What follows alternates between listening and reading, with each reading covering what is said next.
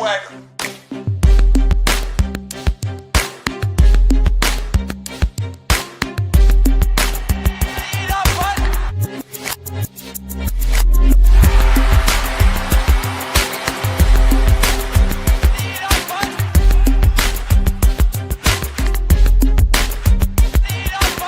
Keep your swagger.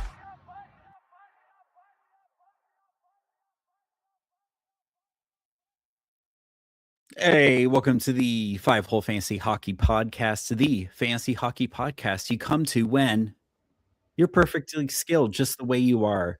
But if you feel like winning a couple matchups, getting a little better, making some good friends in the process, then 5-Hole's the place for you. They were your hosts tonight, Jay and Alan. Jay, first, we should start the show by sending our thoughts and prayers to everyone who started Jacob Markstrom against the Islanders last night. Oh God. Good Lord. Yikes. Good luck everyone trying to make up against that. What a way to start the pod, Alan. I just appreciate it immensely so much. It has been a doozy, especially for those fellow fantasy maximizers. This week's a good schedule upcoming. But yeah, and then as always, we have our little community. Like I said, if you just want to make some good friends in the process, we're several places. Let me wave my hand in the right direction for the visual people. We're in a lot of places. We're here on YouTube for those of you watching us right now. We're on Twitter/X. You can follow us there, slide into our DMs. We have a Discord.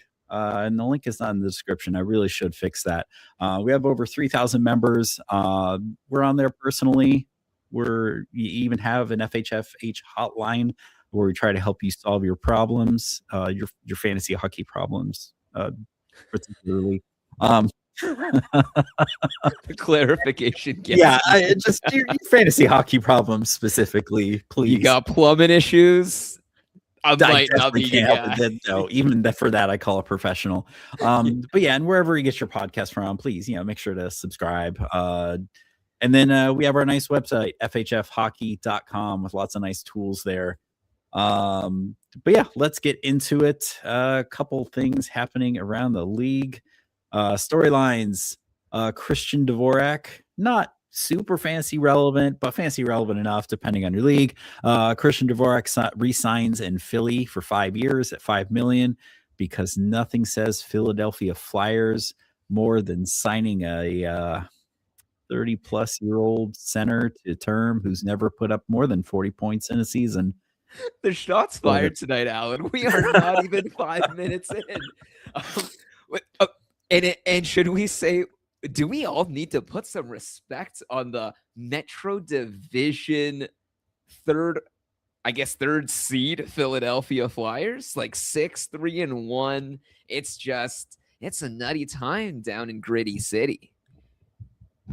Yeah. And then Igor Zamula signed a $1 million deal with the Blue Jackets after terminating his contract with the Pittsburgh Penguins. A lot of the fan base was clamoring for some sort of defensive defenseman there. Hopefully this helps him out. It's minimum, so not a big risk at all if it doesn't work out. And then next up, Andrei Svechnikov. What's up with this? So 0 points in his first 8 games. And now he's got 35 points in his last 35 games. Like, what's going on? Like, it's still not like any kind of incredible point pace. But as far as like analytics, statistics, numbers wise go, the only thing that's really kind of out of place is his shooting percentage is just a couple points low versus his career. I think it's like he's like 9 something versus like 12. I want to say 12 or 11 and a half. Brind'Amour, buddy, you could also give him a couple more minutes time on ice. That would help too. Sorry. No, I think that's the biggest issue, right? Like looking at him through and through, it's production despite placement as opposed to production because of placement. It's not that the increased ice time has like, sorry, it's not like, oh, he played so hard, so we gave him more ice time. It really just feels like he got 20 minutes last night and did nothing but free skate. And then the night right afterwards, Brindamore gives him 13 and he also scored and assisted. Like it's so unpredictable. And I think that part is the part that kind of boggles the mind a bit, where I was expecting him to be sitting at the top, riding shotgun right alongside Aho, delivering the 18 to 22 minutes a night. That's what I was expecting. I was not expecting to scroll down and see 15, 13, and 12 minutes of ice time in games where he's scoring, in games where he's assisting, in games where he's doing stuff. Like, that is the aggravating part, Alan. Right. Yeah, I mean, who knows what happened. He's currently pacing for 67 points, which I think is about what we thought he'd kind of go for, about 60-ish points. He hasn't hit over 60 points since 21-22 at a very nice 69 points. But odds are you're not going to be able to find him. He's 76% owned. But moving on to injuries here, Colorado, just huge bad news. And some of this I missed on Sunday because some of it happened on Sunday. Colorado's Devon Toews and Gabriel Landeskog both week to week. Devon Toews probably a little bit more optimistic timeline. As soon as 2 weeks, he kind of went feet first into the boards. That's what they say is kind of like a muscle-y injury. And then Gabe Landeskog sounds like they're out longer, possibly a similar timeline to Seth Jarvis, as the cause was comparable. And darndest thing, if I had a nickel for each time this season a Florida player was seriously injured by someone tripping them into a goalpost, I'd only have 2 nickels, but it's weird that it's happened twice. I feel so bad for laughing, but I understand what you mean. It is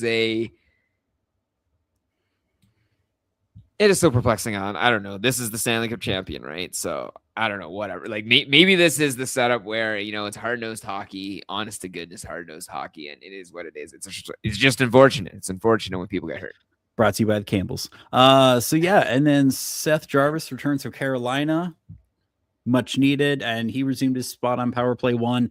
And I should have looked. I know there was a little bit of controversy about who got left on power play 1 over someone like Ehlers or something. But point is, Seth Jarvis took his rightful place in the great circle of life on Rod Bindermore's power play 1.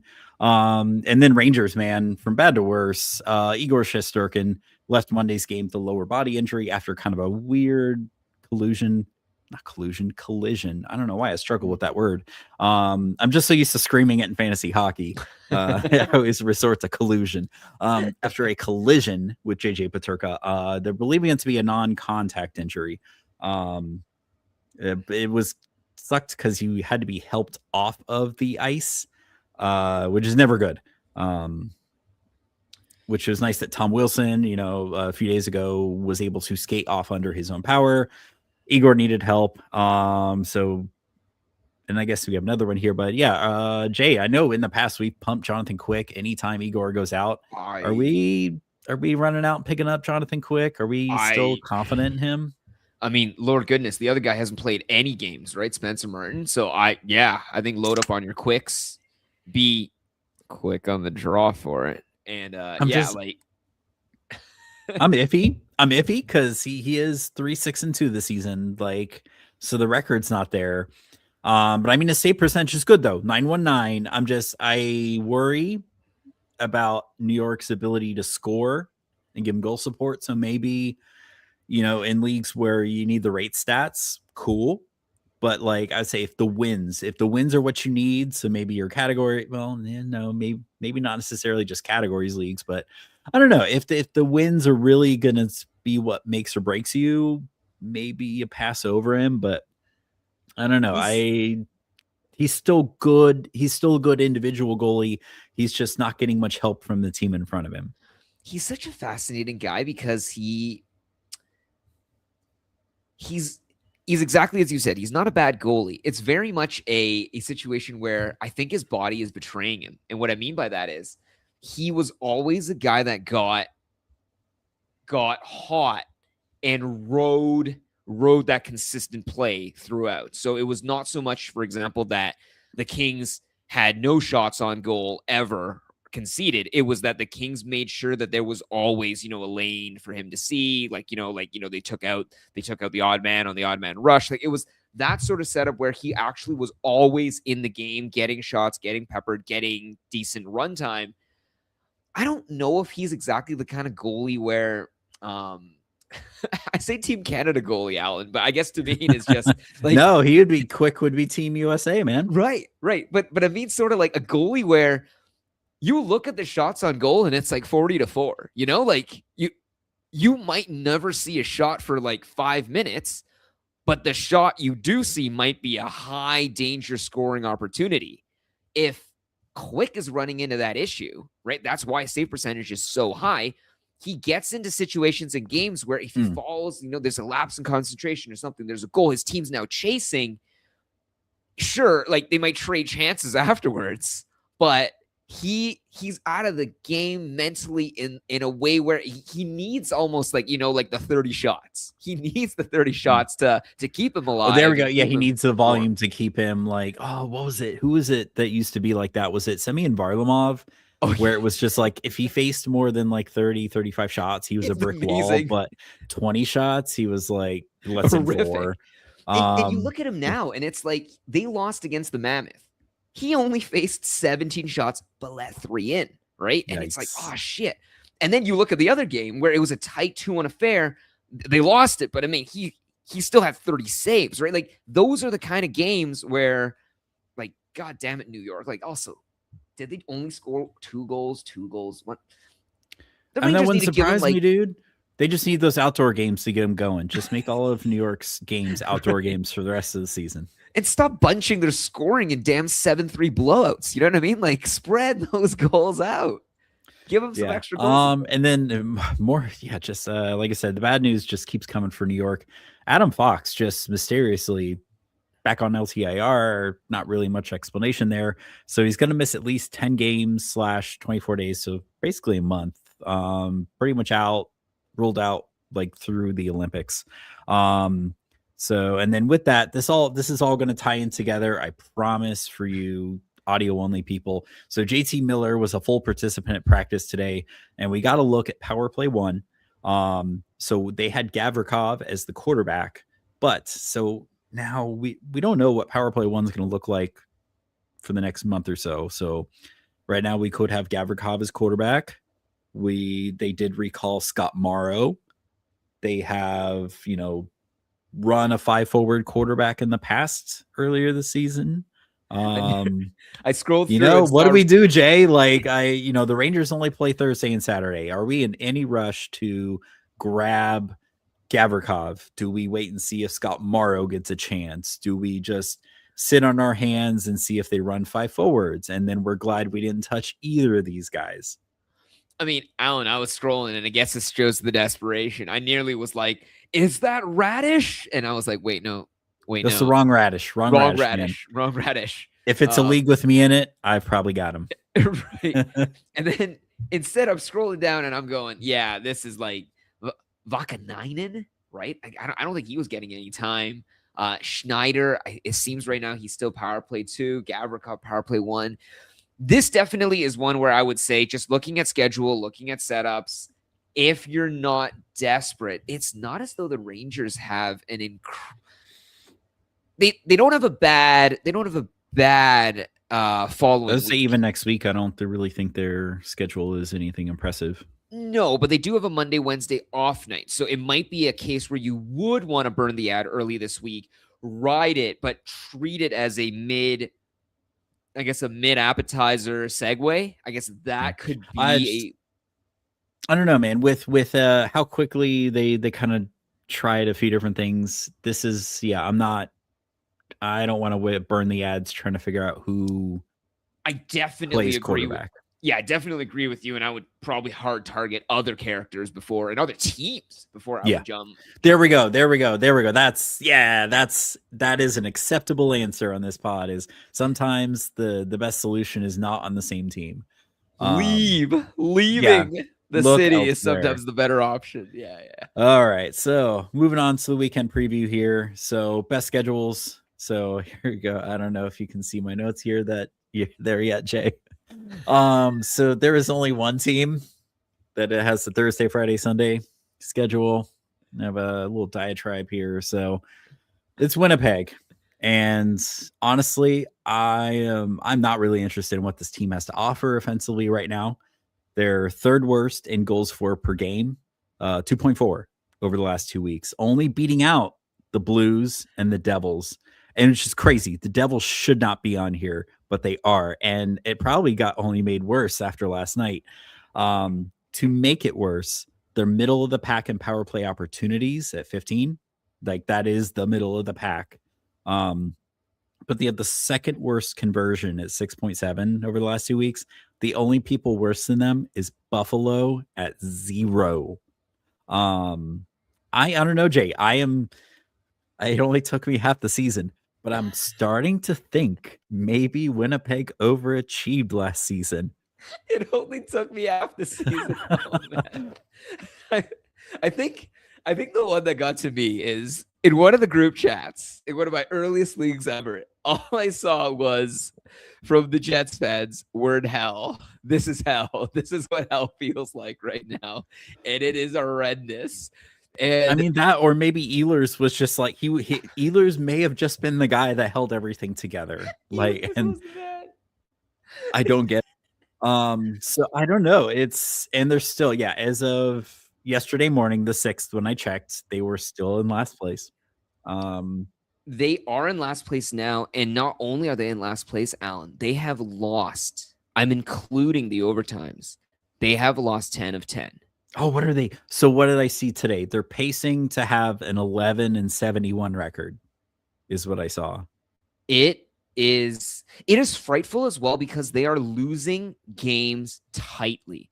Their goal differential is -12, right? Like above them, Vancouver. Like if you're thinking true dumpster fire, I mean, safe space for everyone, but Blues fans, maybe cover your ears. -39 goal differential. You think like, geez, this is bad. -12, Alan, like they'd be almost the playoff position in the East. You know what I mean? Like this is oh man, craziness. They are losing tight games, and they have all their guys back. All the excuses I am ready to throw in face and say, hey, look, Alan, it's explainable. And then inexplicably you look down and it's like, do they have one more point? If they were doubled, they would have one more point than the Avs would right now. They're 34 points behind the Avs. That's 17 fucking wins, Alan. It's just, oh man. I swear, were they not ahead of the Avs last season in the Central? They were the President's Trophy winners. What is happening? Yeah. President's Trophy winners. Alan, anyway. I am so ready. I am so ready for the Avs to be at the bottom in 26-27. It's like craziness for me to see this. Don't get me started on the Avs, man. So yeah, that aside, as kind of terrible as it looks for them, if you want to stream from them, I guess, couple of guys, there are options. You got, Iafallo. He's currently on line 1 with Connor and Scheifele, which is, the only 2 or 3 guys that really seem to be able to score on that team. I don't know if he has served it yet or not, but keep an eye out for Logan Stanley's 1-game suspension. You cannot put him on IR plus for that. I know we've pushed him as kind of a high risk, high reward guy in weeks past. Pionk has slipped into just go check territory. He's 53%. I know he's kind of more useful for like categories leagues, bangers leagues, where those peripherals are worth more to you. Other than that, Jay, I'm just really not interested in anyone on that team. Alan, he is a multi-Stanley Cup championship pedigree player. You're baiting me, and I came prepared. I think that's why you're baiting me. So can you? What? Are you putting disrespect on the name of Jonathan Taves? Yeah, no, Jonathan Tays is not a streaming option. That dude is washed. So currently he's on. Okay, so yeah, dude is currently on a 26-point pace, lowest of his career. He has 13 points in 41 games. Right now he's shooting at 5.6%. That's a third of his career shooting percentage. His entire career. He's played a lot. Because what is he, like 37-ish, That sounds about 38? correct. He's shooting 1.3 shots a game, half of what he's done in his career.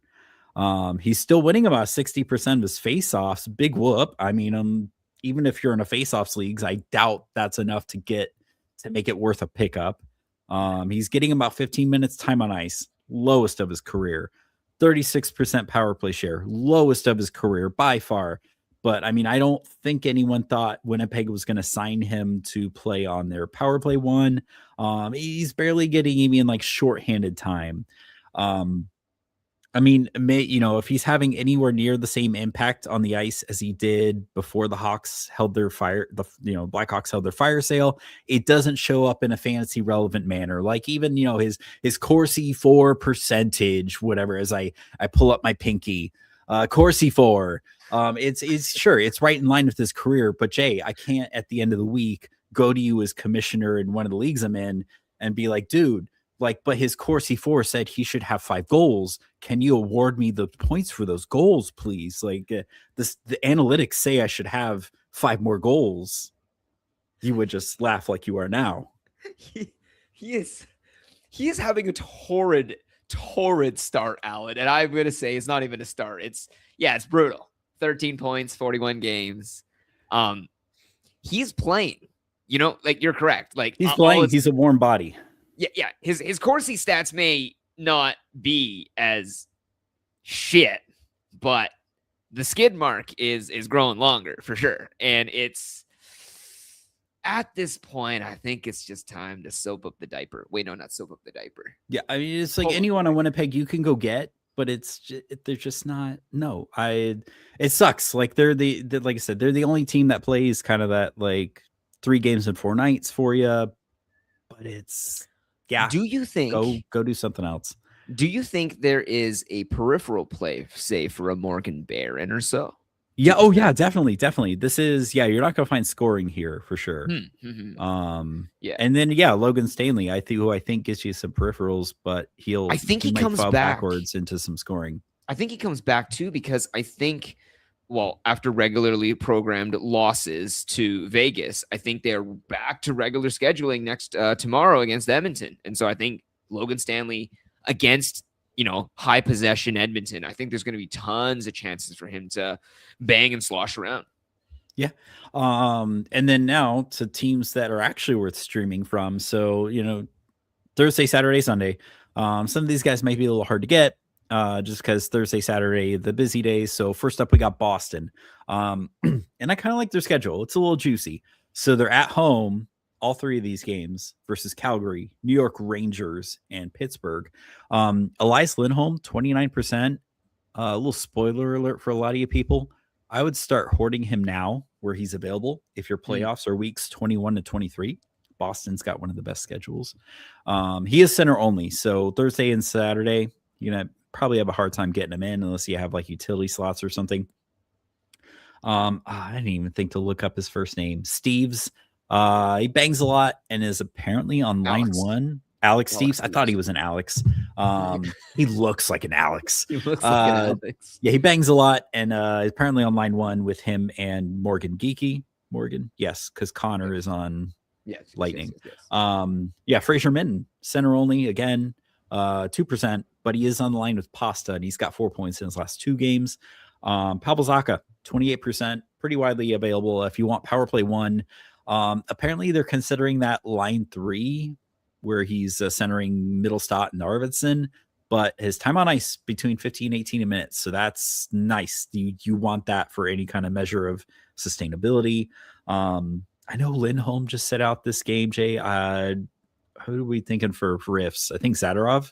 Is he available right now? I can't remember if he's in or not. Yeah, 42%. But I think the first guy is probably Kastelik. Like that guy for some reason is just. Well, I mean, him and Zadorov, I think both are pinballs, and I think it differs and depends on what you're looking for.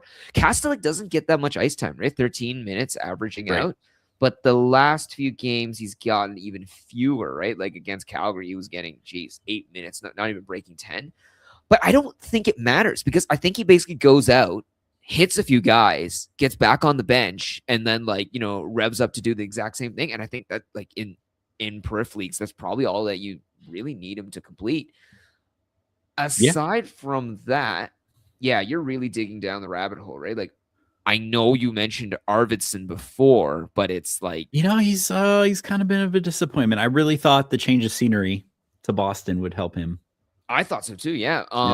Because aside from that, if you're scrolling down, like you're really going hard into, like you mentioned Mittelstadt, Mason Lohrei, we've mentioned long times, like previous moments. I don't know if the value might even extend for goaltending. Because I'm just thinking see, I just don't trust Korpisalo. You know what? Let me, maybe it's just some sort of like weird, not recency bias, but against Pittsburgh, who just, well, no, sorry, I misremembered because it's not the Skinner side that got hurt, but the Jari side that got hurt. Okay, so this skit. I'll even have to check out how Skinner's hanging. I mean, his last start was against. He's really only had like one. Skinner's been winning. Yeah, dude. I actually picked. Winning too. I have made up with Skinner, man. I mean, he's been looking good these days. He's dressing a little sharper, nice yellow and black instead of that orange and blue, whatever that was. Like waxing his mustache a little better. Like he just seems more confident. But I am going to say, like, this is going to be a barn burner for sure because both teams are coming off back-to-backs. And so it could very well be, right? Like a game where, Alan, I do you not feel like I don't think this is every hockey game, and obviously every hockey game has that sort of mantra where it could go either way. But back-to-backs generally I don't think players go even more ham on a back-to-back usually, right? Like it's kind of a little more mellowed and a little more meated, especially if both teams are coming off back-to-backs. You know what I mean? It's like a that sludge match. That game could be a 2-1, like exactly as you said, like sludge match. And heck, I kind of don't mind being. I don't know. Korpisalo in his last 5, he's only had one like really bad start, and it was against Ottawa. December 21st. Yeah, all of his others have been in his last 5 have been at least league average, save percentage or better. Yeah, Korpisalo might be worth a look. And if not, you could go to the other crease, and Shilovs is probably there too. You know what I mean? Like that game might be no. Oh, what was the stat I shared on Twitter? It was that like Shilovs has not had like above God. I forget what the save percentage was. Like Shilovs has just been bad for at least a month. Like he's been horrible, with the goalies that they Pittsburgh has in their system, they really should give oh my gosh. Oh god, wait, Murshev, yeah. Or Blomqvist? The other guy. No, Blomqvist. Was it Blomqvist? Yes, but Alan, come on. We got to put some respect on the name of an Artur Shilovs who's on a 4-game winning streak after letting in 13 goals across that time frame. Come on. We got to I don't know if that's as much of a ringing endorsement now that I say that out loud, Alan, but no, it's bad, man. It's bad. Yeah, 840-889-875-880-846-813. Like, but he's winning. I don't know, Alan. This is a toughie. Yeah, it's a Pyrrhic victory, dude. Good description. Good description. Yeah. Yeah. So Korpisalo. Yeah, I'm intrigued. And then so next team we got here, Columbus. On the other hand, I'm not a fan of their matchups. So Vegas, who has been on kind of a slide lately, so that could go either way. And it's weird, Alan. Like they have been on a slide, but why are they still first in the division? Like I don't know. They could have just stockpiled that many points. And then they face Colorado and then Utah. So I'm Yikes. And it sucks because Marchment just went into IR today. He was on a fire ever since getting traded. But now they've moved Voronkov back to that top line. He is 30% owned. I'm sure a lot of people dropped him after he kind of lost all his deployment to Marchment. So yeah, he's back to line 1, power play 1. Kind of the hotness this week, although a lot of people have already dropped him. He was one of the hottest added or the highest added players to start the week. Denton Matichuk, 18% defenseman. So you'll have an easier time getting him in on Thursday and Saturday. 9 points in his last 7. Absolutely not sustainable, but that's what streams are for, right? Ride the hot hand. Yeah, he didn't have anything last night. Yeah, they played last night. So that's obviously broken, but I wrote these notes before that game. And then Matthew Olivier, dude, I love him for bangs categories because he hits a lot and then kind of fumbles into like point streaks here and there. Not 13% right wing, so probably a little easier to slot in on Thursday, Saturday. Anyone else you think of, Jay? I know Provorov kind of first for some riffs. Well, yeah, there's tons of guys, but I guess my check, Alan, is more so there are 3 dudes. They're all vets. They all go down the center, and some of them have left and right wing eligibility. Coyle, Monahan, Jenner. They're almost literally in terms of like points and production, like in that order as well. 8%, 23%, 29% respectively should be all available. Like Columbus might actually be great value actually in terms of streams, aside from what Werenski and Marchenko. Everyone should stand a feasible, reasonable chance of access. But are you interested if you needed a stream and you wanted to target, Columbus, Coyle, Monahan, or Jenner? I just don't. Oh, Jenner maybe. Jenner's probably still doing a lot. He just doesn't get as much deployment as he used to. Because they don't need him to do all that much. They got the young guys there for that now. Yeah, I'm just I don't know. I just don't like their matchups as compared to someone like Boston. So go down to Nashville. Not someone you're going to be able to stream, but I gotta say it's nice to see Stamkos getting his flowers again. 75% ownership. Like, dude is just on an unreal tear. And I know we talked about it before, Jay. All it took was just completely changing his gameplay style. Instead of sniping from the dot, he just crashes the net, apparently. And that's all he needed to do. Who knew? And then a couple of guys you can actually get. Luke Evangelista, little hottie right now. Right wing, 5 points in his last 4. And then Ryan O'Reilly, 37%. Center only, so that Thursday, Saturday is going to be tough. Face-off league darling, though. I don't know. Other than that, not really anyone I'm kind of interested in. Maybe some of their defensemen like Brady Shea. Peripherals mentioned for Macaron for sure. But aside from that, like you're digging deep to see if Hala's available if you need him. But I'm with you. Next up, Pittsburgh. I actually like their matchups. New Jersey, who can't seem to score right now, can't seem to do anything. Unless sometimes I wonder if we're going through like the hockey version of Space Jam. Maybe that's what's happening to that's what happened to Jacob Markstrom. Like he just couldn't play. His talent got sucked out, and he just got lit up, and just the rest of the team can't score either. Pittsburgh plays Jersey, Calgary, and Boston. I feel like Boston may let them in. That's going to be a sludge match. Did we want to tackle Breadman's question? And I feel like this is the perfect time for that because since they play each other. Breadman in the chat is asking Nemec or Letang on Cacuffle points. It's got to be Letang. It's got to be Letang. Yeah, Letang is pretty available. Isn't Nemec like kind of injured too, or did he just come back? I think that's the issue, Alan. It's not that they are or aren't, but it's that it's constant. It's a constant. Yeah, so Nemec's in IR right now. It does. Letang, he's listed as IR. Yes. Letang might be someone you want to hang on to. Hint, hint. Especially if your playoffs are weeks 21 to 23. Yes, agree. If you can hang on to him, he might be like replacement level for you in most leagues. But Pittsburgh streamers. Anthony Mantha, 7 points in 6 games. Anthony Mantha should be pretty available everywhere. Normally just a lottery ticket, but been pretty consistent.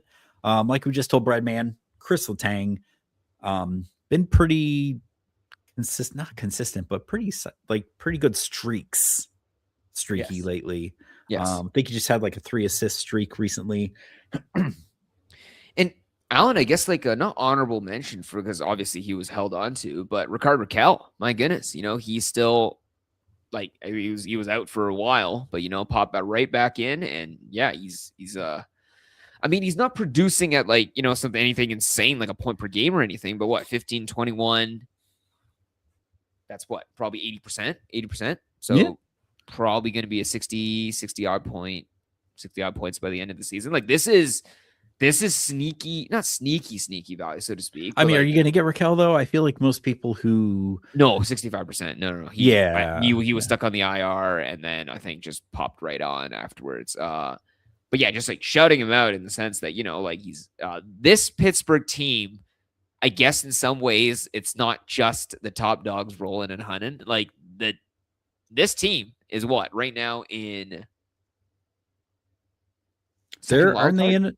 Okay, I was about to say I'm pretty sure they're in a playoff spot right now, which makes them kind of weird as we talk playoff stuff. Because I would say, what do you do with them? Because ideally, for our fantasy purposes, they maintain a bubble team all the way through, right? So that they always are playing with incentive to win the next game, and then are hopefully producing enough so that they will, I guess, win enough to be content to be buyers and sellers, right? Yes. Because if you trade for some of these guys and they go to a different team, well, shit, you just you didn't buy what you wanted.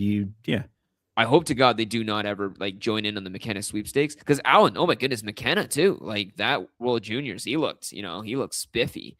I told my wife I need, like, I'm making a tinfoil hat for the show. It's coming. It's coming.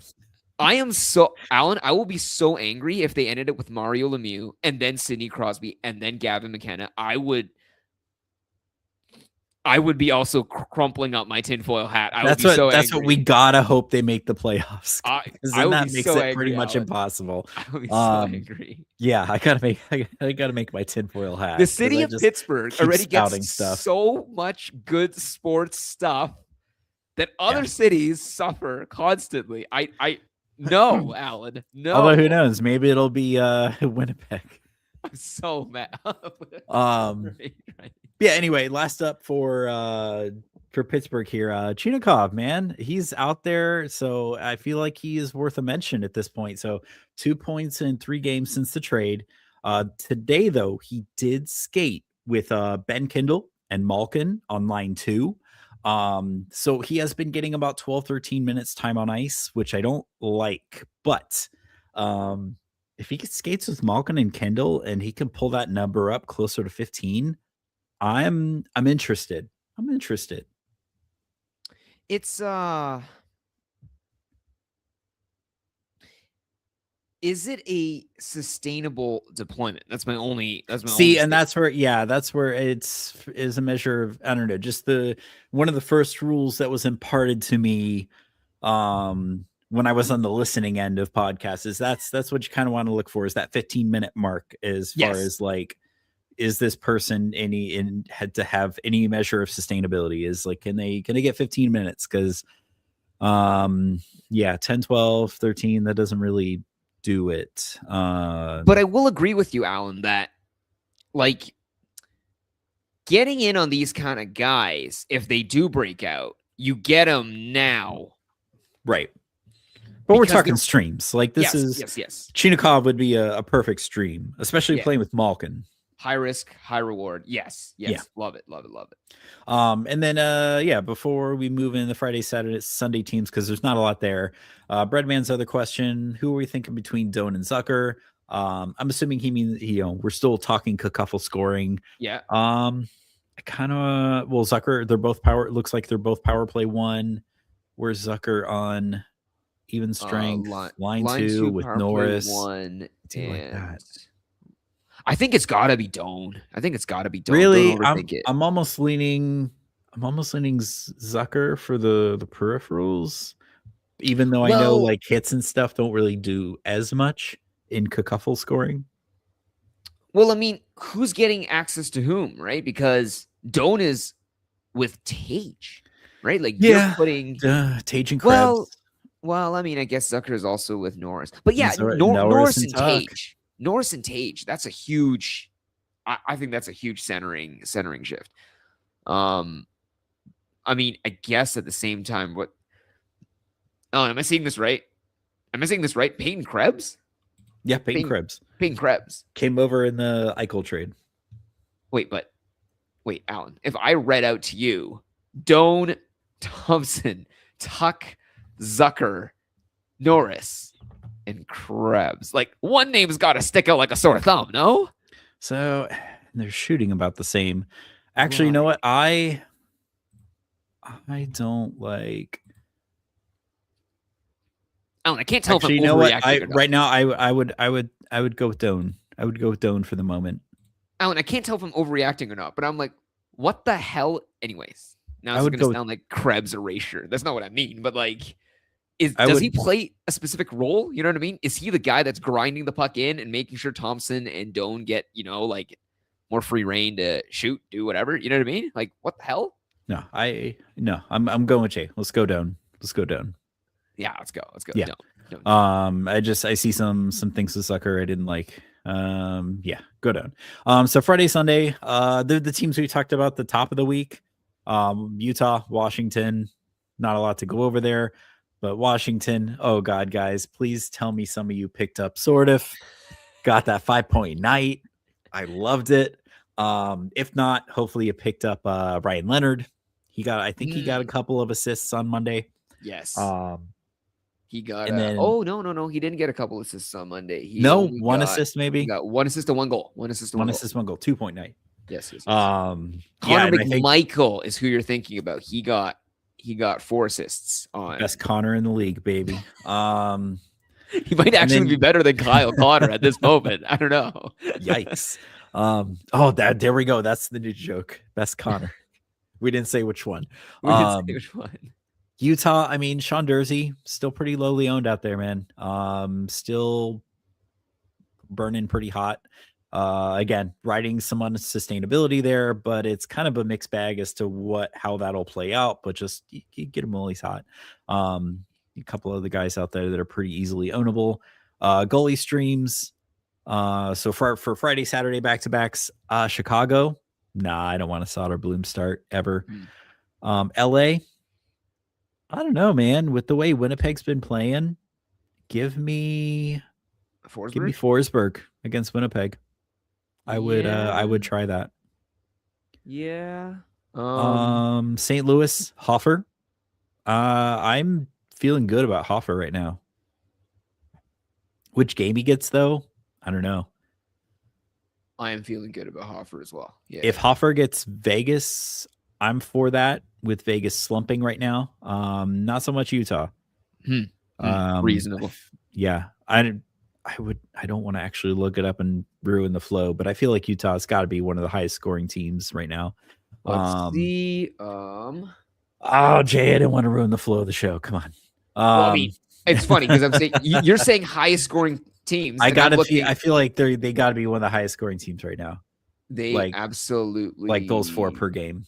Oh, they aren't. No, weirdly, yeah, they're not one of the highest scoring teams in the league. What? Like over the last 2 weeks? Oh, sure. Yeah. Recency. Yes. Oh, Utah. We'll ignore it. Really? Goals for per game? Are they really not? They seem pretty middling, which I was surprised. Okay. Wow. I really thought that because they just beat Jersey like 4-1 or so. Wow. Okay. They're not as good as I thought they were. Jersey might honestly become one of like the punching bags of the show at this point. Like it just seems like, why does it seem like everyone? I couldn't believe that, man. That Jersey was like bottom of the league in the last 2 weeks. It's just they don't deserve to be there. It's just like but it seems like everyone's beating them and they're still in like almost playoff position, or maybe it's just the East thing, but it's weird to see like I think it's probably all those points they stocked up from when Jack maybe in the was beginning. before Jack cut his hand, like trying to eat dinosaur nuggets or something. I don't know. Right. So Saturday, Sunday back to backs. Boston. I don't know, man. Now that I look at these on paper, Corpusalo. I mean, That like I matchup is said, he's juicy. been pretty good in his 4 of his 5 last starts. I just maybe against the Rangers. No, Alan, I'm telling you, that Right? matchup is hilarious because that matchup basically is like an immovable rock and like very movable. I don't know. Anyway, I forgot how I'm fucking up the phrase. But basically, you're looking at a team that is like consistently winning all the way through. And then you're looking on the other side, a goalie that's like, he's kind of struggling a bit, but at the same time, like, hey, like everything stat wise would show that, like Boston could come true, Boston could come around. And so if you have an available start, I would just start the guy and see what transpires. I mean, more so on Sunday, right? Because Saturday, if he gets to Yeah. start on But Sunday, actually, Alan, maybe when I'm saying this out loud, maybe Corpusalo is kind of like the break glass if needed, but more so, I would say go the Shelovs. I personally would take the Shelov side of the crease. Yeah, if you say so. Your funeral, buddy. But you're not playing me anywhere, so we can't test that. Okay, so Columbus, I don't want an Elvis start. No, thank you. Is Jet still especially against Jets? Jets probably available out there, but they're running him into the ground, man. I don't know what they're thinking. Especially when they got to face like 40 shots a night. So Nashville, his lowest shots against the past 4 games have been 33. Yeah, the lowest.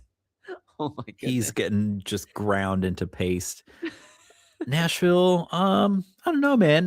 Eustace Sanunin against Chicago on Saturday. It's intriguing. Winnable. It's winnable. Sure. It's winnable.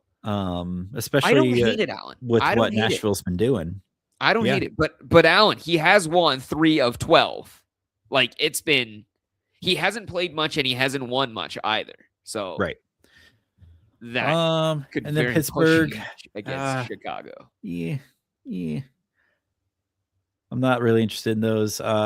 San Jose, I don't want a Ned start. I don't think I want Askarov either. I don't think because he probably gets Dallas. Is he? Is Askarov even available? I don't know. I feel like he's probably ebbed and flowed in ownership lately. Especially like I know I've gotten a lot of questions about DeStall recently because the Ducks have just been in a tailspin, no pun intended. Yeah, so people are probably flocking to other goalies. And then Vegas, shit. I mean, maybe if Schmid's out there. But I have dropped Carter Hart. I'm done with him. And another nice point to mention that, check your wire, see if Aiden Hill's out there, if you got room to stash him. I think he's worth an IR stash. So looking ahead to next week prep. That's right. There is one team that if you want to do a sneaky sneak, if you're giving up on this week, so New Jersey, although we were just dogging on them. So New Jersey does have kind of a 3 games and 4 nights deal. They play Sunday and then Monday and Wednesday. If you kind of wanted to get ahead on your streams a little bit there. But looking into next week, Edmonton has 5 games next week. One off night. And that's probably one off night because next week's a little weird. Monday is considered a full day, a regular day, because it has 9 games. I can't think of why that would have more games than normal. I can't think of why either. Actually, no, because I think the following Monday is the holiday. Yeah, I don't know why the 12th has the extra games, but yeah. So Edmonton 5 games, 1 off night, and then 4 games of 2 off nights. You got Detroit, LA, Ottawa, Tampa. So I finally get my karmic retribution for holding Point, Gensel, and Radish in one spot this week. And then next week, we're schedules with 2 games, 1 off night. You got Colorado and San Jose. Good luck. I mean, San Jose, it's most of those guys are probably just droppable. Colorado, though, you're just going to have to hang tight. So with that, we do have a couple questions from the mailbag. You've got mail. Mailbag. So this first up, it's Patrick Fry. He's got a couple. Well, it's one big question, but he's kind of wanting us to evaluate just some trades he's making to try to get ready for playoffs. So first up here, he's thinking DeBrincat for Wyatt Johnston, which would, I'm not even sure I want to look at schedules to do that. Would, and then some of these next two are kind of the samey. It's just kind of different variations of them. So one side, he's trading away Kiefer Sherwood and Rasmus Anderson. Which, yeah, there we go. That was kind of my advice, to kind of try and move Rasmus Anderson sooner rather than later, because he is a big rumored player to get moved very shortly here, it sounds like. And then so first one, Sherwood and Rasmus Anderson for Panarin and Erik Karlsson, or Sherwood, Anderson, and Vladar for Jarvis, Karlsson, and Kemper. Wait, hold on. He's saying Sherwood and Anderson. Yeah. And then he gets Panarin and Karlsson. And then he also gets a pick? Come on. Right. And this see, seems, so this seems my only aggressive. concern with getting Panarin is no matter what, I mean, I don't know if Panarin stays on the Rangers rest of the season. Right. Because I mean, if they keep him, I mean, cool. He stays on the Rangers. I think he posted a picture, like he is in that weeks 21 and 23 where the Rangers have like the quote best playoff schedule. So yeah, Panarin would be like the get. Erik Karlsson, another really good get. If you can get a pick out of a man, whatever, you can always ask. It's a philosophy I've sort of adapted myself. Like, you can always ask, and if they say no, I mean, if you can still get the trade done, whatever. And then I would actually rather take that over the Sherwood, Anderson, Vladar for Jarvis, John Karlsson, Kemper. I mean, the number one trade, Alan, I would say more than anything, like the trade that would strengthen his team most, I would argue would probably be either the number 1 or number 4 trade, right? Like value for value. Why I would rather have Wyatt Johnston over DeBrincat. I would rather have Jarvis over Sherwood. Like value for value. Pull up that. It's a straightforward one, is what I'm trying to say. It's like a simple, neat one for one, a hockey trade. One. Yeah, like that's one where I think at the end of the season, he's either going to be the winner or the loser in that trade, like in that sort of simple setup. In terms of, well, it depends on where Sherwood goes, right? Because that could pay off big for you, or that could really blow up in your face.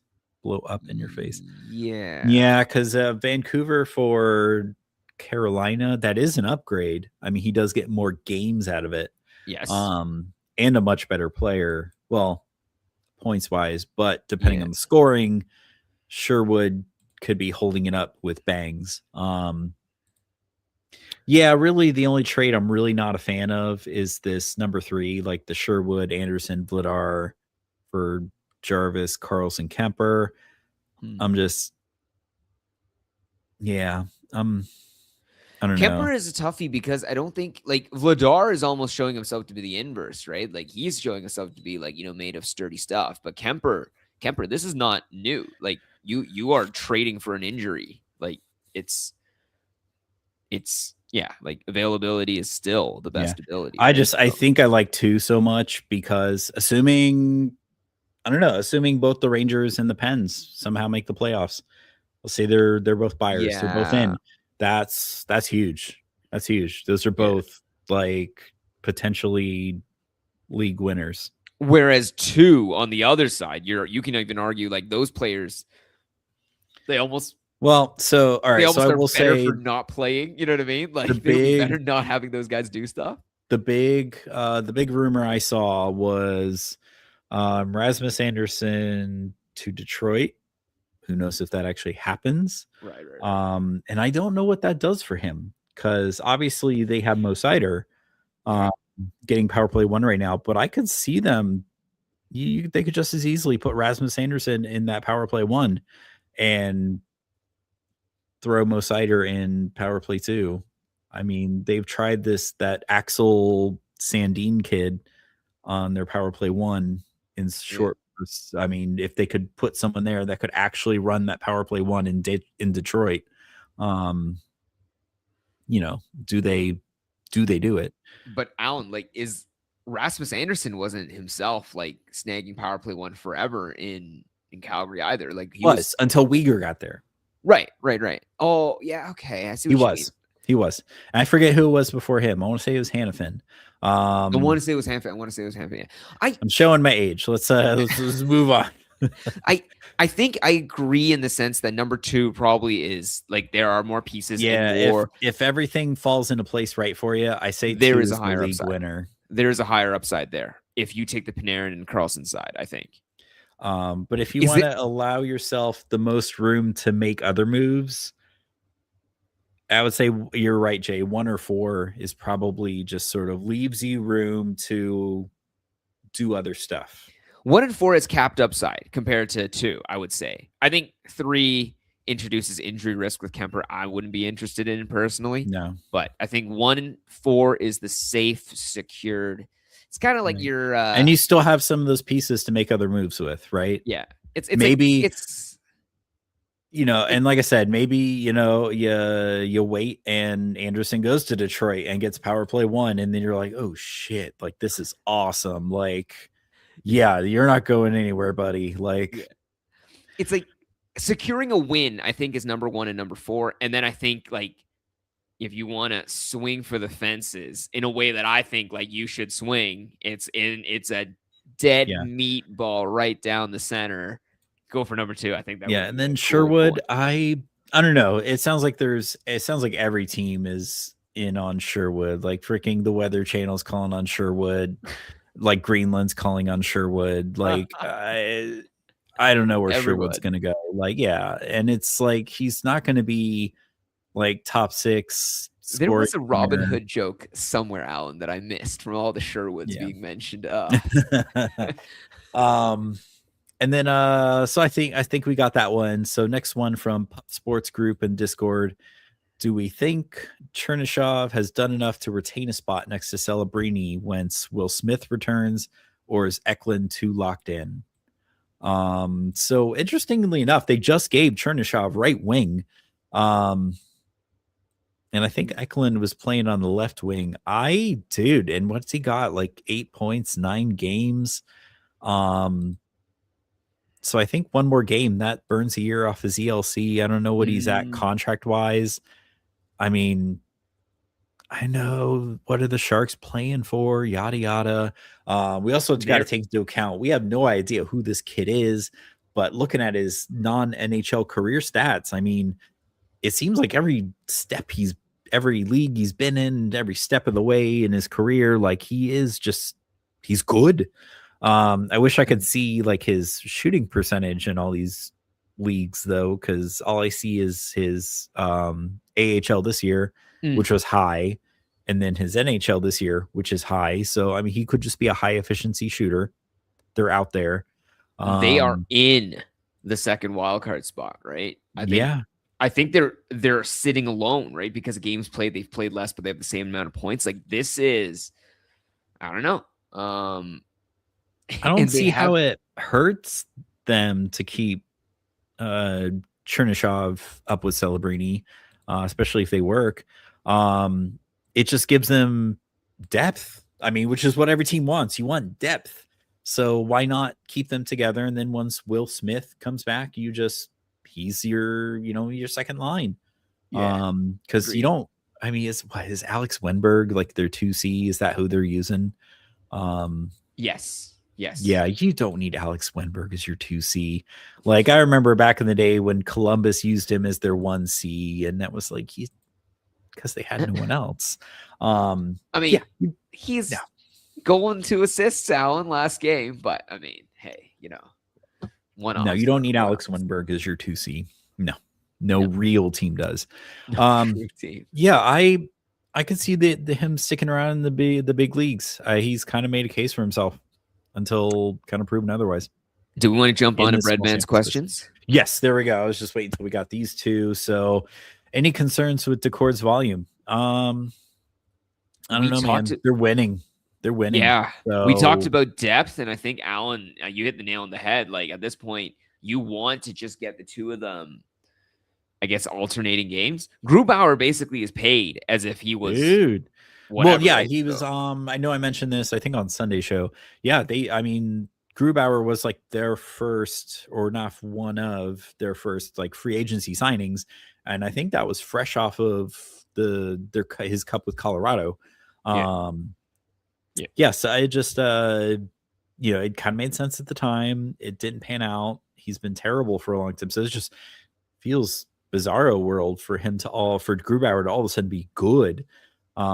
But yeah, this tandem works like this, and they're just, oh my god, because I was working on notes for Sunday already. Because what is Seattle doing, man? They're rolling. What are they, 6-1 in their last 7? Oh, let's see. They have won their last 4, 8-1 and 1. 6-1 in their last 7. It is disgustingness. They are, I don't know, Alan. Like, I don't even exactly have like 6-1 in the last 7. They're one of the best goals against per game right now, right above 2. Like, I wouldn't sleep on them right now. And yeah, man, I don't know how long Grubauer holds this, but I wouldn't panic and drop Decord. But yeah, I mean, I'd be a little worried, but I wouldn't drop. I don't think I wouldn't drop them, and I would never think that they're gonna make it any wider than a 1-1. Yes. Yeah. I don't think they're gonna go to 2-1 or give Grubauer like 3-4 starts in a row. I don't think they're gonna do that. I think this is exactly pure 1-1. This is exactly what the Kraken wanted, and it's ideal for the Kraken anyway. You are getting, instead of that, what was that season? Was it Korpisalo? Was it Korpisalo and no, it wasn't Korpisalo. Oh God. Swayman and Ullmark. Swayman and Ullmark on the Bruins. Yeah, this is what, I guess, the budget version. Even what the Avs have been getting for the most part with Wedgwood and Blackwood. Yes. Wood squared, and it's crushing. The Forest. Oh, the Forest. Yeah. And then he's also asking trade Kadri for Leo. So I would. I assume he means Leo Carlson. I would. Wait, what? If you're getting Leo Carlson? I would. Really? I would. Shot volume, but that's my. Oh, so shoot. That's Cutter. My bad. Okay, my bad. I'm gonna walk that one back. No. Okay. No. Yeah, because for me, it's like Kadri's could be a wild card, man. Like, he goes to the right team. I mean, at best, he's kind of like a 60-ish point guy with some really good peripherals, but he goes to the right team. Okay. Having said that, Alan, my gut reaction was just, I was mixing it up with Cutter, and I was like, okay, 100% I would do it for Cutter. But then I was like, okay, it wasn't Cutter. I'm going to walk back. I'm still going to say, though, Kadri, by every metric and understanding of how a hockey player would function, this is what, a 36-year-old that's producing right now at the pace that he's in. Oh yeah, he's like, well, both of them are kind of bad right now. So you're giving the fantasy equivalent of both players a change of scenery. Yeah, he's 35. Oh, 35, sorry. No, but what I'm saying is, this is not like a player going from, I'm 22, like getting my legs going, and then like I'm rolling in, and wow, I'm gonna knock it out of the park at 25. This is the opposite player. This is the player where he's gonna be getting and grinding in 70 points, 80 points a season, 60 points a season. Father Time waits for no one. He could be cliffing. It could be literally right after the. I already don't like that. I pointed this out to someone recently. Like he's not hitting as much. Yes. Hits have kind Yes. of dried up compared to, well, at least how I envision Kadri hitting. He's not really shooting much. Well, no, he's shooting. He is shooting. That is the one thing he is doing. He's shooting a ton, but the crazy part is he's still hits aren't not there as much. He's not on the team with Cutter. And what I mean by that is Carlson himself is shooting a decent pace, but he's literally with a shot machine. Well, so you're banking on the Ducks swinging back the other way. 7 losses in a row is disgusting, Alan. Like they're not gonna go down 17 losses. We talked about this earlier in the season that the Ducks were overachieving, and this is them kind of coming back down to earth. So you think that they're gonna even back out like a little bit and they'll be better. So you think it's worth trying to jump on the Ducks now while they're down? I just think Calgary's won 6 of their last 10, and they're still bottom 3 in the league. They have every incentive to keep on the McKenna sweepstakes.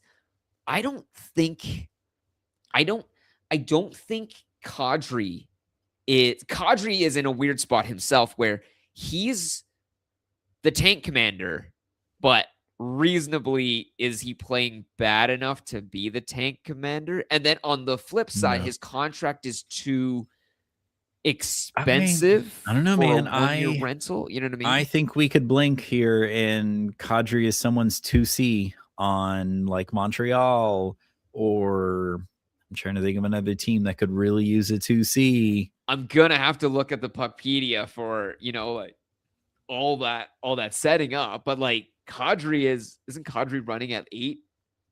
Kadri's running at 8, right? Isn't he like 8 and 8 or something? Yeah, he won the cup and then the bag. Yeah. Oh God. Like 7.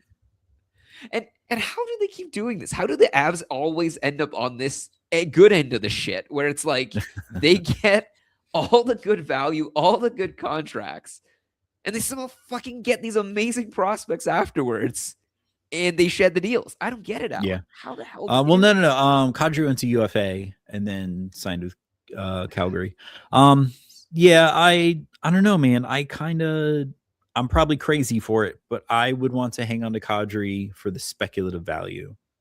For example, but I know not everyone's going to want to play like me. Play that. The Habs have 1.7 in current cap space, so like we're gonna need to hunt. Okay, so there we go. There's no. See, yeah, that's why. Okay, so there we go. So that's just why the rumor of Elias Pettersson to Montreal really doesn't make much sense to me, because they got to do cap out somehow. I'm looking now, and so it's not unfeasible. So looking at the teams that are at the bottom in terms of available, I guess top would mean that they are overcapped and there's no way they're going to be able to add sufficient value afterwards. And then I guess at the bottom, it's the opposite. They have available cap space. So the guys right now, Chicago, Detroit, Pittsburgh, Anaheim, Calgary, Columbus, Carolina, Philly. Everyone aside from the teams I listed, they don't got any space to fit Kadri in. Now, Philly, Carolina, Detroit, Pittsburgh, Anaheim. That's 5 teams that I listed. I don't know if you remember all of them, but they might be buyers at the deadline. Like maybe Detroit. Detroit actually, they have 13 mil. They might be one of the guys that wants to squeeze in an extra. Do they need a 2C? I feel like they probably couldn't hurt from a 2C too. Who would be their 2C? It's probably not anyone great. But I mean, okay, so before we get too far into the wood, yeah, they